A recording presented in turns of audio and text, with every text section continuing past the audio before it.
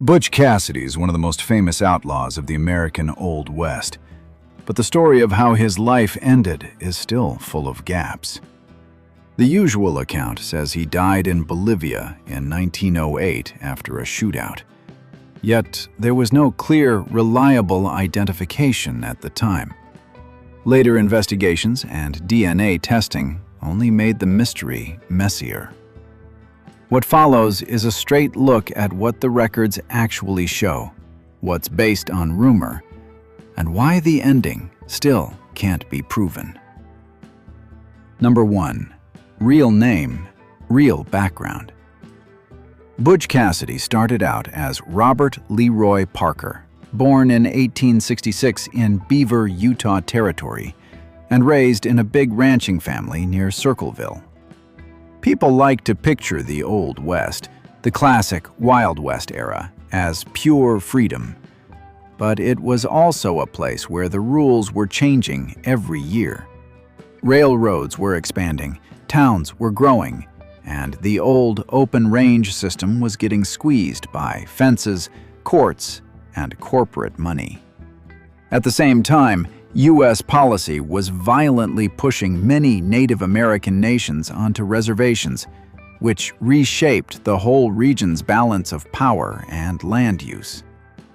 In that world, a young cowboy could drift from job to job, cross state lines easily, and learn fast that legal and illegal often depended on who owned the land and who had friends in the courthouse. Parker worked ranch jobs, learned horses, and spent time around cattle thieves. One early influence was a rustler known as Mike Cassidy, and Parker eventually borrowed that last name for himself. He also did a short stint as a butcher in Rock Springs, Wyoming, which is where Butch became the nickname that followed him. By the early 1890s, he was mixed up in rustling and horse theft, crimes that were common in the cattle country and tough for lawmen to pin on one person without witnesses willing to testify. In 1894, he was arrested in Wyoming and ended up in the state prison at Laramie. He served about 18 months of a 2-year sentence and was released with a pardon in January 1896. That matters because it shows two sides of him at once. He was definitely an outlaw, but he could also play the social game well enough to get support and sympathy when it helped. From there, Butch Cassidy becomes less of a single man and more of a name that newspapers, sheriffs, and private detectives would attach to a growing pattern of robberies across the Mountain West. Number 2. The Wild Bunch Playbook. The Wild Bunch wasn't a tidy, single gang with one fixed roster. It was more like a rotating crew, friends and partners who teamed up for specific jobs and then scattered before the heat got too intense. You'll see names come up again and again: L.Z. Lay, Harvey "Kid Curry" Logan, Ben Kilpatrick, Will Carver, and Harry Longabaugh, the Sundance Kid. There were also key connections outside the core riders, people who could provide fresh horses, food, places to sleep, and warnings about a posse on the move. In the Old West, connections were currency. Their hideouts were picked for pure practicality. Along what later got called the Outlaw Trail, they used remote strongholds like Hole in the Wall in Wyoming, Brown's Park on the borderlands, and the canyon country of Robber's Roost in Utah. These places were hard to reach, easy to defend, and perfect for vanishing into rough terrain that local lawmen didn't want to chase through. After a robbery, splitting up was basic strategy. If 4 riders disappear in 4 directions, a sheriff has to guess which trail matters and which one is a decoy. Even the public image of the gang shows how modern the chase had become. The famous Fort Worth group photo of Wild Bunch members wasn't taken to help lawmen, but once copies circulated, it gave investigators something concrete: faces, clothing style, even habits, like how they wore hats. It also helped the legend grow because it made these outlaws look like real people instead of shadows. And the robberies themselves were usually about speed and control, not chaos. They wore masks, relied on surprise, and sometimes used explosives to force open safes on trains. That doesn't make them harmless. Pointing a gun at someone is still serious. But it does help explain why Cassidy got a reputation, fair or not, for trying to keep things cleaner than some other outlaws. The reality is more complicated. Different members behaved differently, and Cassidy couldn't control every person who rode with him. Number 3. When the net tightened. By the late 1890s, the Wild Bunch was hitting targets that embarrassed powerful companies.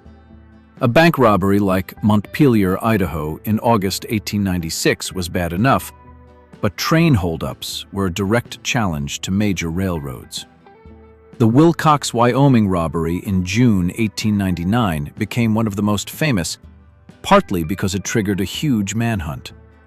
Lawmen from multiple areas got involved, posses rode hard, and the railroad poured money into capturing the crew. Not long after, another Union Pacific train was robbed near Tipton, Wyoming, in August 1900. Whether Butch was physically at every single job is sometimes debated, because the gang's name got blamed for robberies they didn't do, and witnesses often saw masks, not faces. What isn't debated is that this era put Cassidy and his circle under constant pressure. Here's the thing. The same period that produced big robberies also produced better chasing. Telegraph lines meant news traveled fast. Railroads could move posses and horses quickly to likely escape routes. Wanted posters went wider.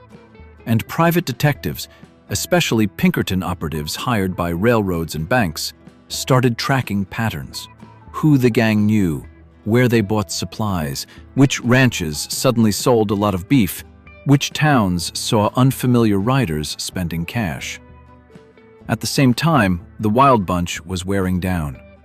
Some members were captured, some were killed, and some drew extra heat by getting into violent clashes with deputies and sheriffs. It also became easier for witnesses to come forward once rewards grew and fear shifted. For Cassidy, the math changed. Each new job paid money, but it also multiplied risk. That's where the idea of leaving the United States stops sounding like a rumor and starts sounding like a plan. Number 4, Patagonia, the quiet years that weren't so quiet. In early 1901, Butch Cassidy, the Sundance Kid, and Etta Place left New York and sailed to Buenos Aires on the steamer Herminius. They traveled under aliases, with Cassidy commonly linked to the name James Ryan, and they pushed south into Patagonia, where the landscape was wide, the population was thin, and newcomers could blend in if they acted normal. Near Cholila, in Argentina's Chubut region, they established a ranch and tried to look like respectable settlers raising cattle and sheep. On paper, it's almost boring. Land, livestock, a log house, chores, and neighbors. That boring part is important because it shows their real long game. They weren't just running. They were trying to reset their identities.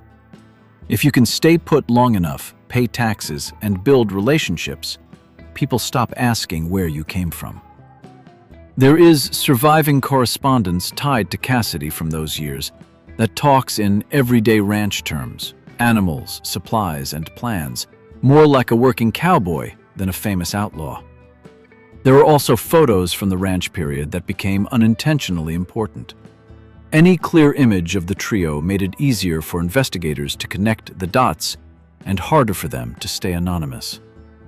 And even if local neighbors weren't eager to turn them in, all it takes is one official, one traveler, or one telegraph message to put a name back on a face. By 1905, Cassidy and Sundance sold the Cholila Ranch and moved on, which strongly suggests they felt the window for going straight was closing.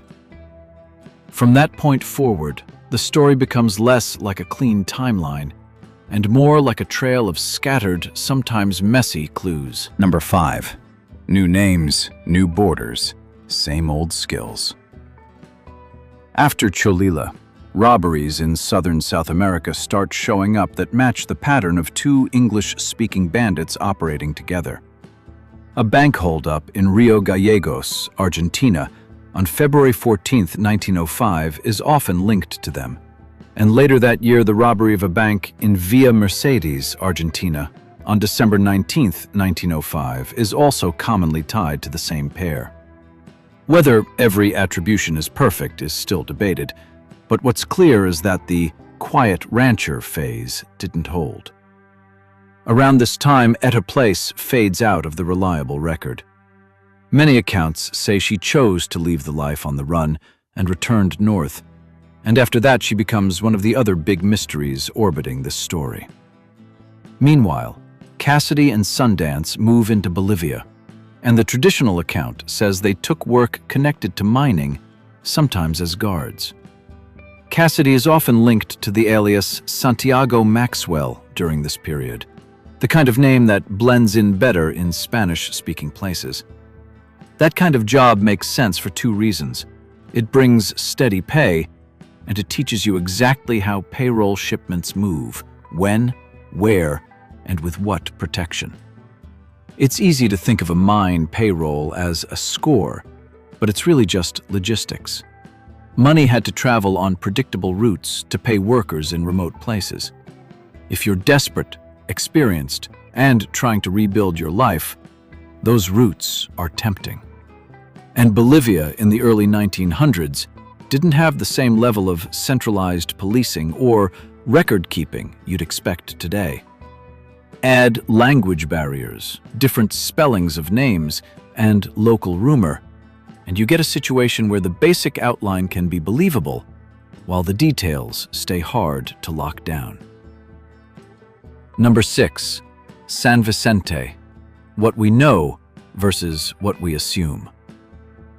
The classic ending places Butch Cassidy and the Sundance Kid in southern Bolivia in November 1908. It begins with a payroll robbery linked to the Aramayo Franca Isia mine operation on November 3, 1908.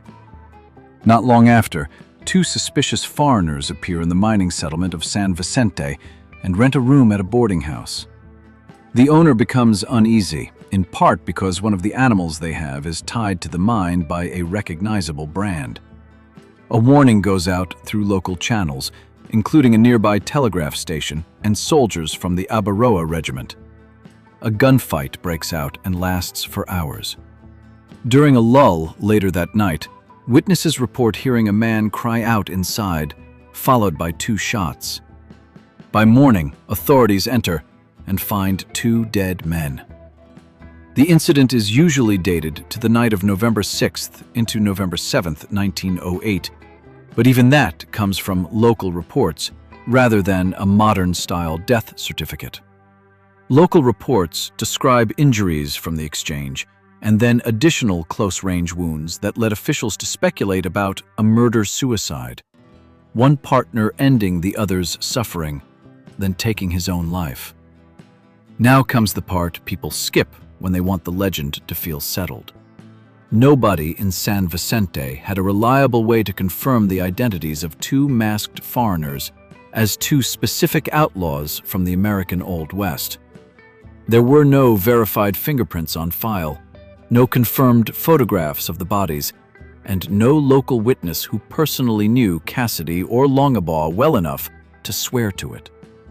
Even the robbed courier could only identify the attackers as the same masked men, because he mostly saw eyes and general build, not clear faces. So, the official record from Bolivia is essentially this. 2 North American bandits died after being tracked down for a payroll robbery, and locals believed they were the famous pair. That belief may be right. It may also be wrong. Either way, the proof standard is weak. The bodies were buried in the local cemetery, reportedly near other miners' graves, and Bolivian officials did not have a reliable way to record their real identities. Over decades, markers and memories shifted, and the exact spot became part of local folklore. That uncertainty is a big deal when later generations try to confirm a story with science. Number 7. The forensics problem. In 1991, a team led by forensic anthropologist Clyde Snow traveled to San Vicente to locate and exhume the remains long believed to be Butch and Sundance. DNA comparisons with living relatives did not match Cassidy or Longabaugh, which instantly reopened the question of what really happened. If you hear that result and think, case closed, they lived, it's worth slowing down for a second, because that's not what the science actually says. A non-match means the remains tested were not those men. It does not prove the outlaws escaped. In small cemeteries, graves can be moved, reused, or misremembered. Markers can disappear. Oral tradition can point investigators to the right spot that turns out to be the popular spot, not the original one. There's also the issue of degraded DNA, mixed remains, and incomplete records of who was buried where in a mining settlement that changed fast. Later searches, including other digs driven by new tips and televised investigations, have also turned up remains that did not provide a definitive match. That's the basic trap of this mystery. To prove the ending, you need either an uncontested paper trail showing exactly whose remains were handled and where they went, or you need the correct grave plus usable DNA plus a clean comparison. If any one link in that chain is missing, the best you can do is likely, not proven. Number 8. The survival stories and why they don't settle it. Because the Bolivian ending has gaps, survival stories keep circulating. One of the biggest claims is that Butch Cassidy returned to the United States and lived under another name, often tied to William T. Phillips, a man who died in Spokane in 1937. Supporters point to physical resemblance, rumors of private admissions, and a manuscript associated with Phillips that reads like a first-person account of outlaw life, sometimes titled Bandit Invincible. It's powerful evidence in a storytelling sense because it feels like the outlaw himself is finally speaking. But this is also the kind of evidence that's hardest to verify. Resemblance is subjective and can be misleading. Confessions often come through several layers of retelling. A manuscript can be memoir, fiction, self-myth-making, or even a deliberate hoax. There's also an important detail that doesn't get mentioned enough. Even some researchers who once pushed the Phillips theory later walked it back after rechecking sources and timelines, which tells you how easy it is for a strong story to outrun the hard facts. Then you have family lore. Cousins and siblings passing down talk of surprise visits or letters from far away. Those accounts might contain real fragments, but they also tend to get reshaped by the fact that Butch Cassidy became famous. When a name turns into a legend, people naturally start fitting memories around it, sometimes without meaning to. And the Old West was full of men with similar faces, similar accents, and similar skills, who didn't mind letting a rumor hang in the air if it bought them space.